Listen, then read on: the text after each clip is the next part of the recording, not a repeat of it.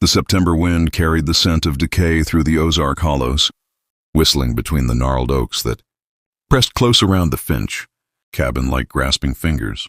In Cedar Ridge, they still spoke of the inbred Triplet sisters who chained their own cousin in the cellar, though 40 years had passed since the night the storm broke and the world turned upside down. Old men lowered their voices in McKenna's saloon. Women crossed themselves when the name Finch was mentioned, and children were warned never to wander near the ruined foundation hidden deep in the woods where 3 women once chose justice over mercy and paid for it with everything they had. But in the autumn of 1878, the 3 sisters were still alive, still breathing the same air, still moving through their days with the silent, perfect rhythm of women bound tighter than any blood tie the town could understand. Ara paused in her wood chopping, the axe blade catching the weak sunlight, and listened. The creak of settling timber, the distant cry of a hawk, the soft murmur of her sisters' voices from the garden. 26 years of sharing breath, silence, and survival had made them one creature with 3 bodies. When one hurt, all hurt. When one decided, the others already knew. Inside the single-room cabin, Maeve stirred rabbit stew with the same economical grace she brought to everything, humming a tuneless hymn their mother had sung before fever took her. Iris sat by the window, dark eyes scanning the tree line the way a soldier watches for enemy movement, her needle flashing through a tear in Ara's shirt with stitches so tiny they seemed woven by spiders. The town called them unnatural. Born too close together, born of parents who shared too much blood, born wrong. The Finch sisters had heard the whispers since they could walk. They had long ago stopped caring. The world beyond their clearing had offered them nothing but fists, judgment, and worse. Here, within these log walls, they had built something the town could never understand. Safety earned with their own hands, guarded by their own rules. Ara hunted and chopped. Maeve gardened and preserved. Iris calculated risk and bartered when they had to. They spoke little because words were rarely needed. A glance, a shift of weight, the smallest tilt of a head, and the others adjusted. 3 hearts beating in the same stubborn rhythm, against a world that wanted them broken. That rhythm held until the Tuesday morning Silas Finch rode back into Cedar Ridge with a saddle full of lies and a smile sharp as a skinning knife. Silas Finch came down Cedar Ridge's main street like a man who owned the dust itself. 10 years away had turned the scrawny boy the town remembered into something harder. Broad shoulders under a new coat, silver conchos flashing on his hatband, a colt riding low on his hip the way men wore them out west. He tossed coins like they were nothing, bought rounds at McKenna's saloon, spun tales of railroad camps in gold, strikes that made the younger men lean in, and the older ones nod with grudging respect.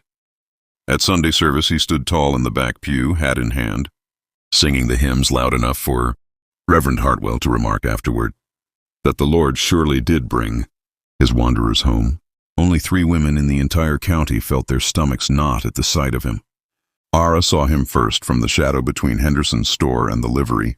One glance and the years collapsed. She was 15 again, pinned against rough barn wood, his hand over her mouth, his breath sour with whiskey and threat. The same lazy smile, the same way his eyes moved over every girl in the street as if counting ribs, through cotton dresses. She slipped away before he noticed her, boots silent on the packed dirt, heart hammering so hard she tasted blood. That night the sisters held council around the scarred pine table. The single lamp threw long shadows across their identical faces, faces the town called cursed because they were too alike, too sharp, too watchful. "He won't stay long," Maeve whispered, ladling coffee with a trembling hand. "He never does." But Iris, who had watched him from the churchyard, saw something new in the set of his shoulders, a stillness, a claiming. "He's come home to roost," she said quietly, "and he's looking for a nest." Ara said nothing. She stared into her cup as though the dark liquid held tomorrow. When she finally spoke, her voice was flat, certain, terrible. "Then we burn the nest before he settles." The words hung in the smoky air. None of them flinched. They had survived too much to flinch from what had to be done. The next morning, before the sun had fully cleared the ridge, Ara walked the 3 miles into Cedar Ridge with her rifle slung across her back like any hunter going for squirrel. She found Sheriff Brody outside the courthouse, nailing up a new Dodger for some train robber out of Arkansas. His belly strained against his vest, sweat already darkening the armpits of his shirt, though the day was cool. "Sheriff," she said, stopping at a respectful distance, I need a word about my cousin Silas. Brody didn't even turn. Hammer rang against nail. Heard he's doing right well for himself.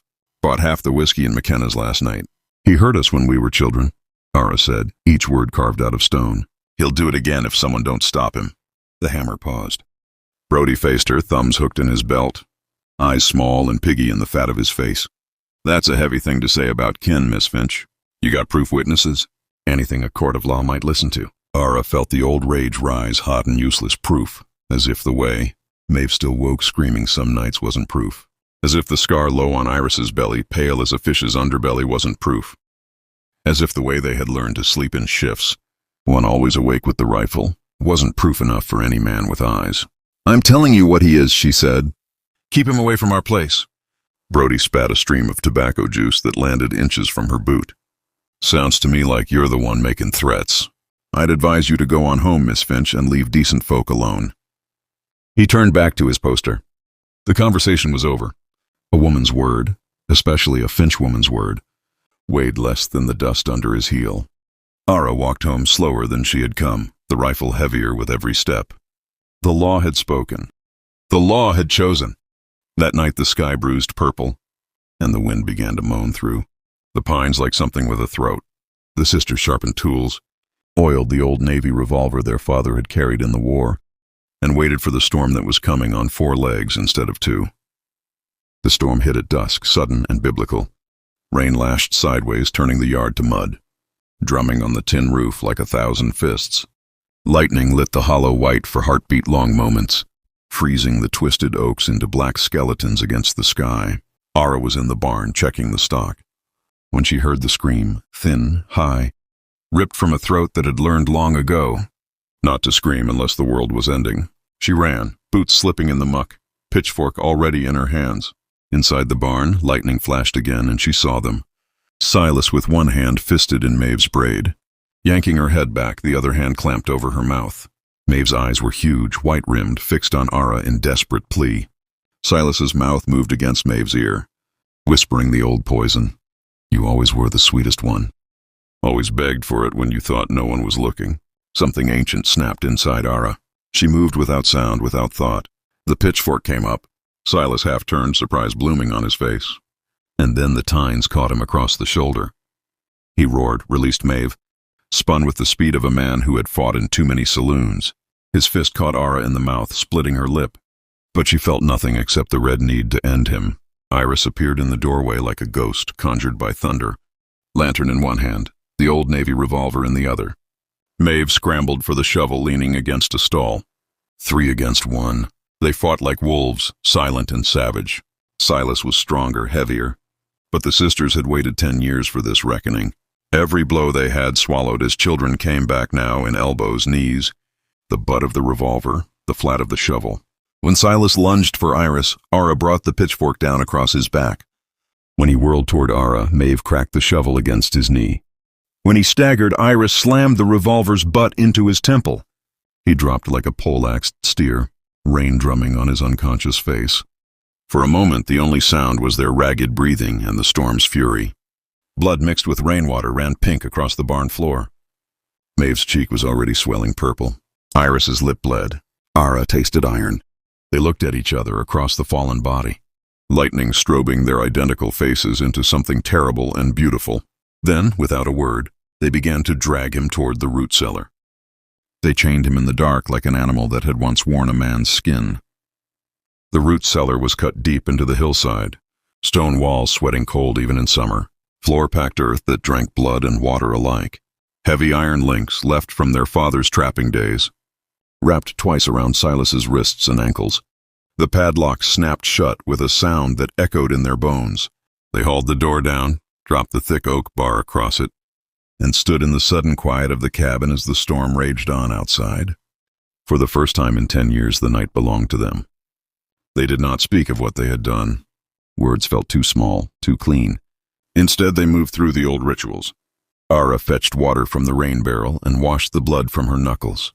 Maeve heated the flat iron and pressed it to her swollen cheek until the pain blurred into something bearable. Iris cleaned the Navy revolver, oiling each part with the same care she once gave her mother's Bible. When dawn came, pale and ashamed, they fed the fire and ate cornbread in silence. The cabin smelled of wet wool, gun oil, and the faint copper of violence. Under the floorboards, nothing moved. No curses, no rattling chains, no voice. Only the slow drip of water somewhere in the dark. 3 days passed like that, golden, impossible days. Ara split wood and found herself humming the old chopping song their father taught them. Maeve kneaded bread dough and smiled at the way it rose, high and proud. Iris sat on the porch at twilight without scanning the tree line once. They lowered a tin cup of water and a hunk of cornbread through the small ventilation window twice a day. Silas took them without a word. On the third evening, when Ara leaned close to listen, she heard only the soft scrape of chain and a single wet cough. "He's learning," she told her sisters. They believed her. For 72 hours, they believed the monster was finally caged, that the key hanging on its nail by the door was the key to the rest of their lives. They had no idea he was only waiting for the silence to teach him their new names. On the fourth night, the voice rose through the cracks like smoke from a hidden fire. It began soft, almost conversational, as though Silas were sitting at their table sharing a cup of coffee and a joke. "Ara," he called, gentle as a lover. "Remember that summer you were 14?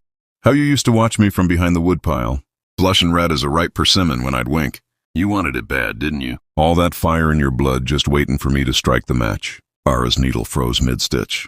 The lie was monstrous, but the memory was real. She had watched him. Yes, watched the way a rabbit watches a snake, frozen, praying not to be seen. Maeve dropped the wooden spoon. It clattered against the kettle like a gunshot. "And sweet little Maeve," he crooned, voice sliding into a different register, honey over broken glass. "Always trying to be good, always begging for someone to say you were enough. Look what your goodness bought you. Look what it made you do to your own kin." Iris felt the words land on her like cold rain. She braced for her turn. "Poor Iris," he sighed, almost pitying. "Always watching, never acting. Too fine to get blood on those clever hands. Let your sisters do the dirty work, did you, coward?" Each word was a scalpel, cutting along old scars they had never shown the world.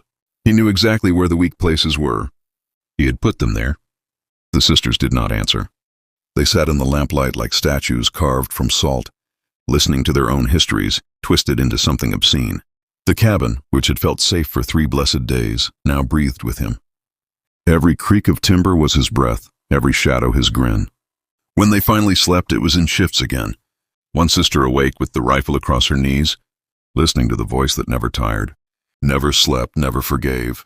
By morning, the silence they had cherished was poisoned forever. The monster was no longer behind the door. He was inside the walls, inside their heads, inside the air they breathed, and he had only just begun to speak. The first crack in their new world came on a Friday morning when Mrs. Henderson's wagon wheels crunched up the muddy track. She carried a basket of blackberry preserves and a smile sharp enough to shave with. The sisters met her on the porch like 3 crows on a fence, shoulders touching, eyes steady. "We heard Silas was staying with you fine ladies," she said, peering past them into the dim cabin. "Town's missing him something fierce. McKenna's holding wages, and the Reverend wants him for the church roof again." Ara felt the lie form between them like a fourth sister, cold and necessary. "He left 3 nights back," she said, voice flat as hammered tin. "Took $20 from the jar and rode out before dawn. Said Springfield business couldn't wait." Mrs. Henderson's eyes narrowed, taking in the fresh-turned earth by the barn, the new boards on the splintered door, the way Maeve's hands trembled around her apron strings. "Funny," she said slowly. "His bay gelding's still eating McKenna's oats. Paid through the month." Iris stepped forward, smooth as creek ice. "Silas always was changeable. Likely sold the horse or lent it to some drifter. You know how he is." The old woman left with her preserves untouched and her suspicions fattened. By nightfall, the story had grown legs and teeth.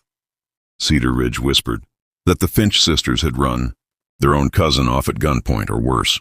Children were warned away from the hollow. Dogs barked themselves hoarse when the wind carried scent from the cabin. Sheriff Brody arrived Tuesday, horse-lathered, badge glinting like an accusation.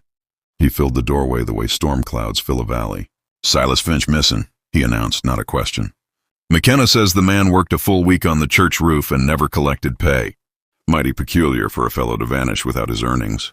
They fed him coffee and the same lie." Richer now with rehearsed details. How Silas had come drunk and raging. How he'd stolen their savings. How they'd woken to hoofbeats fading down the trace. Iris added flourishes about a woman in Springfield with corn silk hair and a gambling debt. Maeve nodded along, eyes down, hands knotted so tight the knuckles went white. Brody listened, stirring sugar that never dissolved, small eyes flicking over every face. When he left, he took the lie with him like evidence in a saddlebag. That night Silas laughed from the cellar, a sound like rusty hinges. "You're getting good at it," he rasped. "Lying comes natural when you got so much to hide. How long before you start believing your own stories, girls?" The key on its nail suddenly weighed more than the cabin itself. Every creak of the floor was a confession. Every shadow carried the shape of a noose. The lie grew teeth and began to bite. Iris could feel it chewing at the edges of their lives. Conversations dying when they entered Henderson's store. Women pulling skirts aside as if sin were catching. Reverend Hartwell's eyes sliding past them in church like they were already ghosts. Sleep came in snatches now, haunted by the soft scrape of chains below and the knowledge that every sunrise brought Sheriff Brody closer to a warrant. On the 9th night, when rain hissed against the tin roof and the lamp burned low, Iris could bear the weight no longer. She fetched Silas's small traveling chest from the corner where they had thrown it after the storm. The lock was cheap tin. A bent hairpin and 3 minutes of patience opened it like a confession. Inside lay the usual leavings of a drifter's life, a worn deck of cards, a flask that smelled of rot gut, a few silver dollars. Then her fingers closed on a bundle, wrapped in oilskin and tied with rawhide, letters, dozens of them, folded small, edges soft from rereading. She carried them to the table and spread them under the lamp like a deck of marked cards. Silas's handwriting crawled across the pages, boastful and obscene. Each letter was addressed to a different man in a different town, names Iris had never heard. Places scattered across Kansas, Colorado, Arkansas, Texas. He wrote the way hunters talk over whiskey. Casual, proud, precise about details that turned her stomach. Sarah Mackenzie, 16, Topeka. Trusted too quick. Cried pretty. Rebecca Walsh, widow, Denver.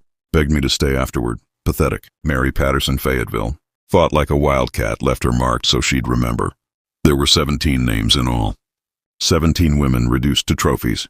Their pain measured in bruises and broken trust.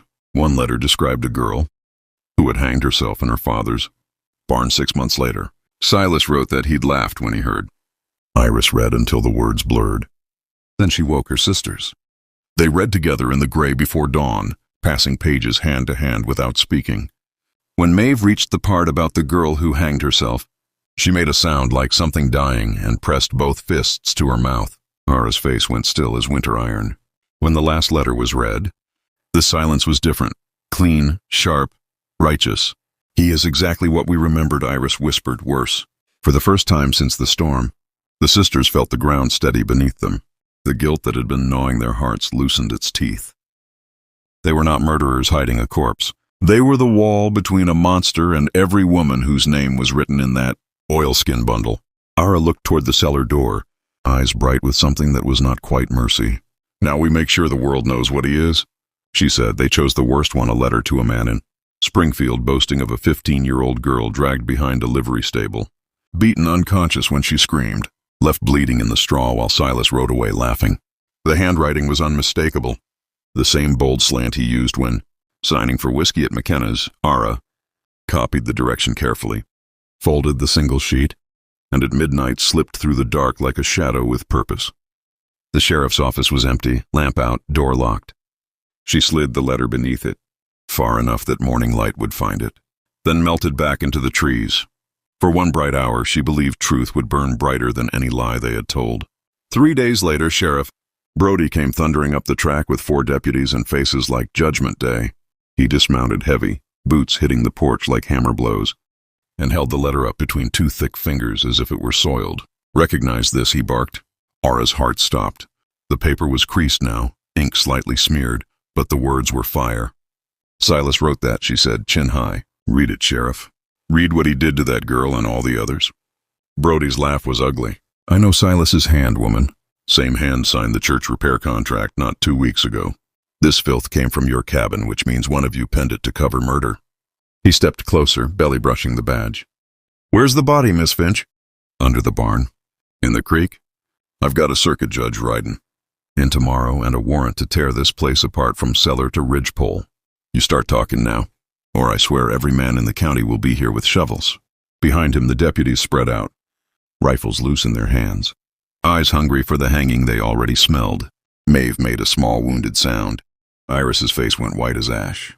From beneath the floorboards came Silas's laugh, dry, triumphant, endless. "Told you," he croaked, voice drifting up like smoke. "Truth don't matter when they already decided what you are." Brody's head snapped toward the sound.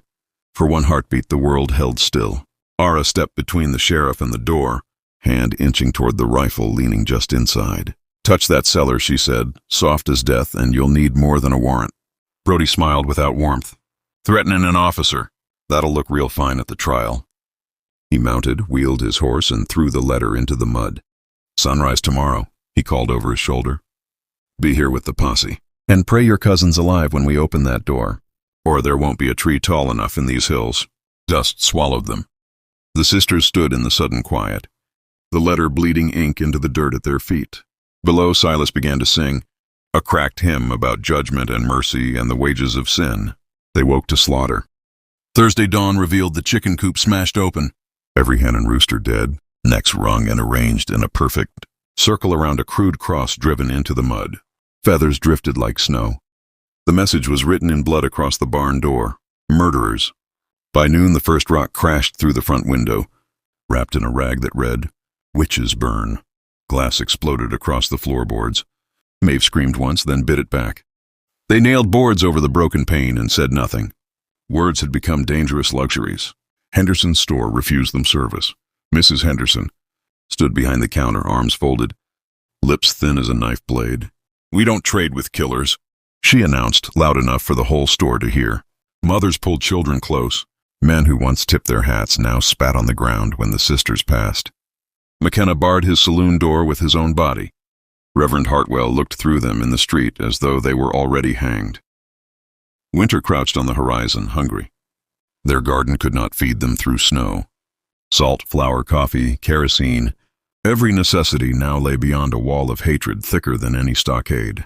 They became prisoners in their own clearing. That night the crosses began appearing along the trace, small ones at first, then larger, soaked in coal oil and set alight. Flames painted the trees red. Shadows danced like demons on the cabin walls.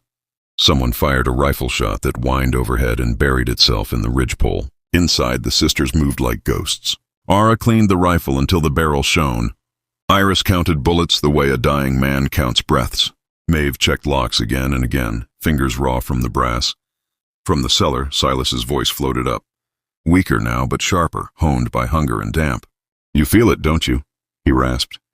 "The whole world knows what you are. Monsters, child killers, hiding behind skirts and scripture." God's turned his face. "Can you feel the weight of it?" Like stones on a coffin lid. Maeve began slipping him extra water, lowering the bucket in secret, tears falling into the darkness with every splash. She told herself it was mercy. She told herself many things. Ara's eyes grew harder than winter iron. She spoke of barricades, of shooting the first man who stepped past the porch. Iris watched them both and felt the last threads of their sisterhood fraying like old rope. Outside, torches flickered on the ridge like fallen stars.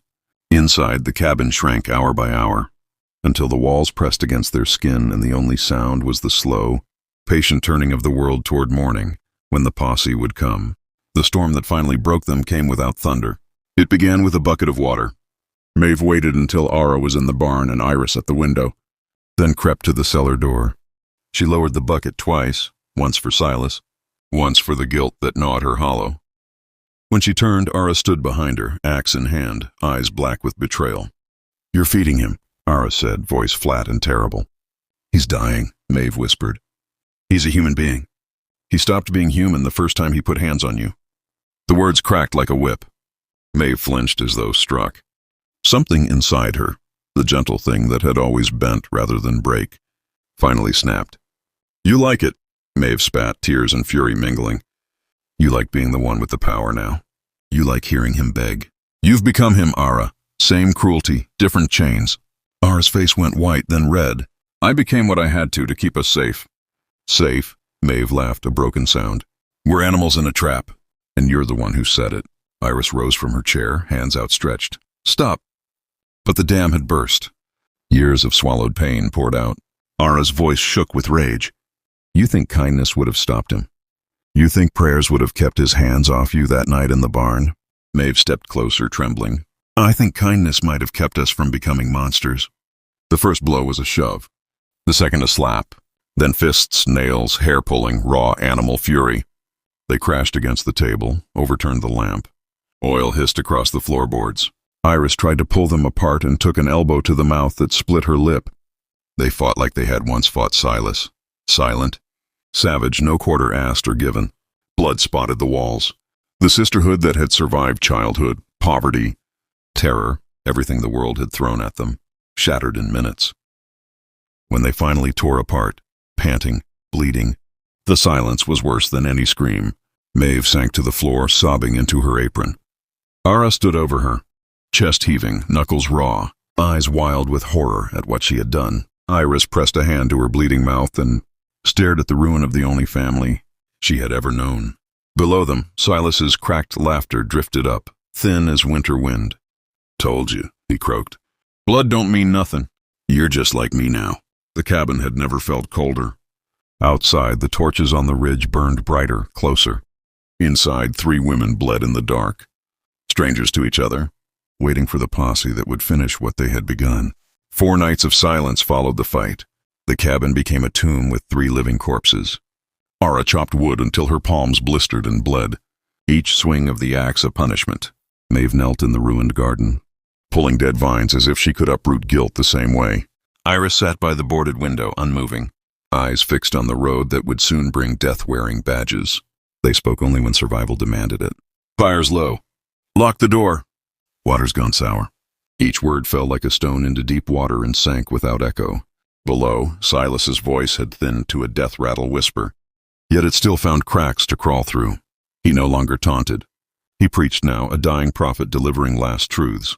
The wages of sin is death, and you've earned yours 3-fold. On the 4th night, Iris rose from her chair as though pulled by a string only she could see. She lit the lantern, took the 3-legged stool, and walked straight to the cellar door. Ara and Maeve watched without surprise, as if they had been waiting for someone to break the spell. Iris lifted the heavy bar. The hinges screamed like something alive. She descended. The cellar air was thick with rot and waste. The lantern painted the walls sickly yellow. Silas lay curled at the farthest reach of his chains, a scarecrow made of bone and filth. His eyes, when they opened, still held the old wolf light, but it flickered now, guttering. Iris set the stool in the center of the floor and sat. She did not speak. She simply looked at him, really looked, for the first time since the storm. Minutes bled into hours. The lantern hissed. Water dripped. Chains shifted with his shallow breathing. She saw everything. The boy he might once have been. The monster he had chosen to become. The broken thing he was now. She saw the child she had been. The woman she had tried to be. And the creature she had helped create in this hole. Justice and vengeance had worn. The same face so long she could no longer tell them apart. When the lantern burned low, she stood, climbed the stairs, and barred the door behind her. Dawn found Ara and Maeve at the table like mourners. Iris placed the lantern down. Her face was streaked with tears, but her voice was steady. I am afraid, she said. Afraid of what we did, afraid of what we are becoming, afraid we will die as strangers. The honesty cracked the ice. Ara's axe-calloused hands began to shake. Maeve's sob broke free like a bird long caged. They came together slowly, carefully, the way one touches shattered glass that might still cut. And for the first time in weeks, they talked, truly talked about fear, guilt, love, and the thin, bloody line between survivor and monster. Outside, dust rose on the horizon, riders, torches, the law coming to finish its reckoning. Inside, 3 sisters held each other in the gray light and prepared to meet it as one. They talked until the sun climbed high and the dust on the road grew closer. No more plans, no more lies. Only truth raw as a flayed hide. Iris spoke first, voice low but steady. We thought we were stopping a monster. We became the cage instead of the sword. I looked at him last night and saw both of us. What he did, what we did. There is no clean justice here, only different kinds of damage. Maeve's tears had dried into salt tracks. I fed him because I couldn't bear being the kind of woman who lets a man starve. Even him. That doesn't make me good. It makes me broken in a different place. Ara stared at her split knuckles. I wanted him to suffer the way we suffered. Every day I hoped the chains cut deeper. That hunger for pain, it tasted like righteousness until it turned sour in my mouth. They sat in a circle on the puncheon floor, knees touching, the way they had as little girls hiding from their father's belt. Only now they were hiding from themselves. Iris fetched the remaining letters, the ones they had not sent. 17 names, 17 wounds. She laid them between them like tarot cards. We can't undo what we did to Silas, she said. But we can still give these women something we never had. Someone who believes them. They chose the clearest address, Mary Patterson, Fayetteville, Arkansas. Iris tore pages from the back of her diary, the ones meant for happier things, and wrote in pokeberry ink that would fade but not before it was read. We found your name in a letter written by the man who hurt you. We are his cousins. We stopped him. You are not forgotten. You were never alone. 3 women in the Ozarks believe you. No excuses. No names signed. Only truth. They wrapped the letter around the Springfield girls' account, the worst one, and sealed it with candle wax. When the traveling peddler came 2 days later, drawn by rumors of desperate women with coin, they paid him their last $5 to carry it south. He took the packet without questions. Men who live by the road learn when silence pays better than curiosity. As his wagon rattled away, the posse crested the ridge. 20 men on horseback. Brody at the front, ropes already coiled like snakes. The sisters stood on the porch unarmed, hands empty, faces bare. They had decided what they would say when the cellar door opened. They would not beg. They would not lie. They would speak the whole ugly truth and let the world do with it what it would. Behind them, Silas began to cough, wet, final, inevitable. The riders were close enough now to see the sun glint off badges and gun barrels. The Finch sisters waited, shoulder to shoulder, for the storm they had summoned long ago to finally break over their heads. The posse came slow, deliberate, like a funeral procession that already knew the corpse's name. Sheriff Brody dismounted first, boots thudding heavy on the porch boards. Behind him, 20 men spread in a half circle, rifles resting easy in their arms, eyes hungry for spectacle. Some carried torches, though the sun was high. Others had ropes knotted into nooses that swung like pendulums. The air smelled of sweat, horses, and righteous fury. Brody's gaze swept over the sisters, unarmed, blood-streaked, strangely calm, and settled on the barred cellar door.